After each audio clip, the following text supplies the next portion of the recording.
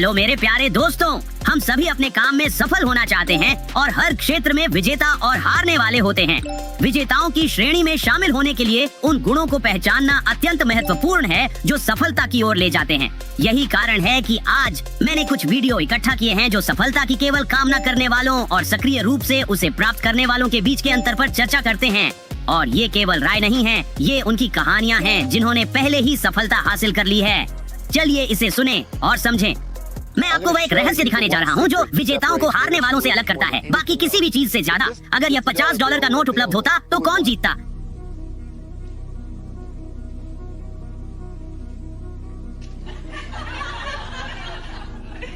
धन्यवाद। ठीक है, अभी मत जाओ, वापस आओ, हमें अपना नाम बताओ। डेबी ने ऐसा क्या किया जो दर्शकों में किसी और ने नहीं किया? वह उठी और उसने कदम बढ़ाया। देखिए, बहुत बार हम बैठकर इंतजार करते हैं और आशा करते हैं और सपना देखते हैं और पुष्टि करते हैं और प्रार्थना करते हैं और मेडिटेट करते हैं। हम ये सब करते हैं और ये सब महत्वपूर्ण है, ये प्रक्रिया का हिस्सा है। लेकिन एक ऐसा समय आता है जब मौका मिलता है और यदि आप कदम नहीं उठाते हैं तो आपको बैठना होता है और आपके पास $50 नहीं होते हैं। ठीक है, यह साधारण सलाह की तरह लगता है, लेकिन यह महत्वपूर्ण है। चाहे आप कुछ भी कितना भी बुरी तरह से क्यों न चाहें, इसे बिना कोई कदम उठाए आप इसे हासिल नहीं कर सकते। इसी विषय पर बात करते हुए मैं अपनी एक्सरसाइज व्हील को नजरअंदाज कर रहा था, लेकिन आज मैं इसे फिर से घुमा रहा हूँ क्योंकि मैं अपने वजन घटाने के लक्ष्यों को प्राप्त करने के लिए तैयार हूँ। तो केवल योजनाएं न बनाएं, कदम उठाएं दोस्तों, और अपना मौका न गवाएं। कुछ व्यावसायिक समझ पीढ़ी दर पीढ़ी हस्तांतरित होती रहती है, लेकिन आपको किसी और के ज्ञान से लाभ उठाने के लिए उनके नजदीकी रिश्तेदार होने की जरूरत नहीं है। यहाँ एक आदर्श उदाहरण है। एक सफल दोस्त ने अपने पिता से प्राप्त कुछ अमूल्य सलाह साझा की, जिसे आप निश्चित रूप से सुनना चाहेंगे। तो अपने कान खोलें और नोट्स लेने के लिए तैयार हो जाएं।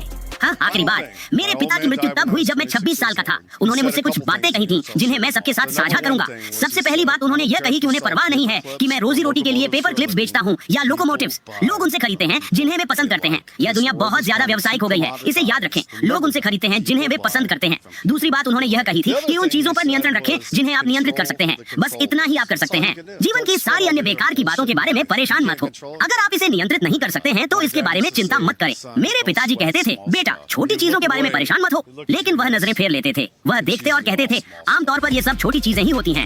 इतने सारे ज्ञान के लिए धन्यवाद। साझेदारों के साथ अच्छे संबंध बनाना हमेशा व्यवसाय के लिए लाभकारी रहेगा। मुझे उन महत्वपूर्ण चीजों पर ध्यान देने की सलाह भी बहुत पसंद आई जिन्हें हम वास्तव में प्रभावित कर सकते हैं। इस तरह की टिप्स न केवल हमें सफल होने में मदद करती है, बल्कि तनाव को भी कम करती है। नए एपिसोड को मिस ना करें ताकि आप व्यावसायिक क्षेत्र में और बुद्धिमान बन सकें। तब तक के लिए अलविदा और याद रखें, हैमस्टर्स ताकतवर होते हैं। हम सब एक साथ हैं और एक दूसरे के लिए है।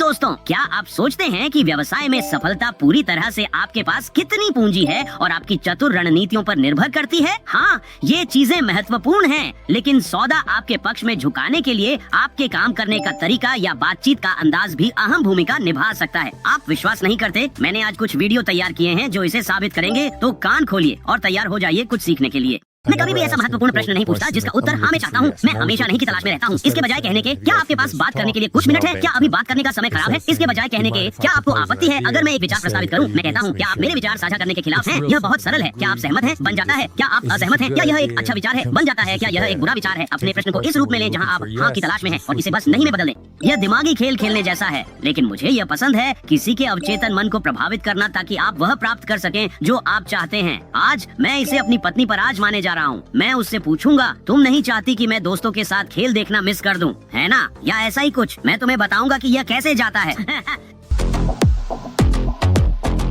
व्यवसाय में सफलता केवल सौदेबाजी के बारे में नहीं है, यह ये भी जानने के बारे में है कि अपनी कोशिशों को प्रभावी ढंग से कैसे बेचा जाए। यहाँ एक स्पष्ट उदाहरण है जो इस पॉइंट को एक सामान्य नियमित गतिविधि के साथ स्पष्ट करता है। इसे देखें। मुझे याद है, एक बार मैंने एक प्लम्बर को काम पर रखा था और वह मेरे घर आया और लगभग 10 से 15 मिनट के बाद अचानक उसने इस भयंकर समस्या को हल कर दिया और फिर मुझे लगभग $5000 का बिल मिला। और पहले तो मैंने कहा, ये $5000 क्यों है? उसने कहा, ठीक करने के लिए जो हिस्सा मैंने इस्तेमाल किया, आप उसके लिए पैसे नहीं दे रहे हैं, आप उस अनुभव के लिए पैसे दे रहे हैं जो मुझे यह पता लगाने में लगा कि समस्या कहाँ थी। क्योंकि मैं आपको बता सकता हूँ, इस शहर में और कोई नहीं जानता था कि यह कैसे करें। समस्या के आकार के अनुसार आपको चार्ज करना चाहिए। आपको अपने समय के लिए कभी चार्ज नहीं करना चाहिए। आपको ग्राहक की समस्या के आकार के समाधान के लिए चार्ज करना चाहिए। ऐसे ही आप एक व्यवसाय बनाते हैं।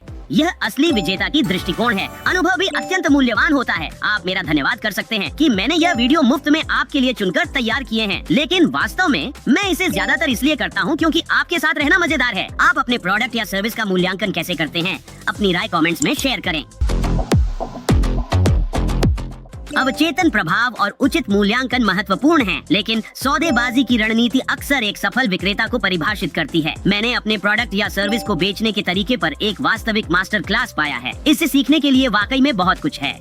मैं सच में $1000 से ज्यादा खर्च नहीं करना चाहता। मैं समझता हूँ 1000 आपके लिए बहुत है। मैं आपकी चिंता सुनता हूँ। देखो कैसे यह जीनियस 4 गुना कीमत पर डील पक्की करता है। मैं कुछ और प्रस्ताव करना चाहूँगा। प्लीज कीजिए, मैं आपके लिए मुफ्त में वीडियो कर दूंगा। अगर हमें वे परिणाम मिलते हैं जो आप चाहते हैं, तो मैं परिणाम का 1% चाहूंगा। यह शानदार लगता है। आप किस प्रतिशत के बारे में सोच रहे हैं? खैर, हम उस अंतर को मापने की बात कर रहे हैं जो आपको ट्रैफिक और रेवेन्यू के बीच मिलता है, जिनमें से कई चीजों को मैं नियंत्रित कर सकता हूँ। इसलिए मैं बस यह चाहता हूँ कि मुझे आपके दरवाजे से अंदर आने वाले प्रत्येक नए ग्राहक के लिए भुगतान मिले। क्योंकि आप कहते हैं कि प्रत्येक ग्राहक आपके साथ $100 खर्च करने वाला है। चलिए आधा लेते हैं, यानी $50। आपके लिए कोई जोखिम नहीं। मैं सारा जोखिम उठाता हूँ और मैं आपकी ईमानदारी पर निर्भर हूँ। हिचकिचाहट क्या है? मुझे चिंता है कि तुम एक धमाकेदार वीडियो बनाने वाले हो और फिर हम कई ग्राहक हासिल कर लेंगे और फिर मुझे उस रेवेन्यू का 50% नहीं मिलेगा। अगर यह 1000 से अधिक हो गया तो यह 1000 से अधिक होगा। यही तो बात है। मैं सारा जोखिम उठाता हूँ, या फिर आप मुझे मेरी कीमत चुका सकते हैं और सारा मुनाफा अपने पास रख सकते हैं। आपकी कीमत क्या है? 4000 है। यह तो न्यूनतम है। मैं 4000 लेने जा रहा हूँ। तो चलो ऐसा ही करते हैं। वाह, मुझे लगता है कि यह आदमी मुझे मेरे अपने नट्स भी बेच सकता है। यह पता चला कि सर्विस का मूल्य संभावनाओं के रणनीतिक विश्लेषण के माध्यम से बढ़ाया गया। कितनी अनोखी अप्रोच है। दोस्तों, हमारे आने वाले एपिसोड्स को मिस ना करें, क्योंकि और टिप्स भी होंगे कि अपने व्यवसाय को कैसे और सफलतापूर्वक चलाएं। अगली बार मिलते हैं और याद रखें, हैमस्टर्स ताकतवर होते हैं। हम सब एक साथ हैं और एक दूसरे के लिए है।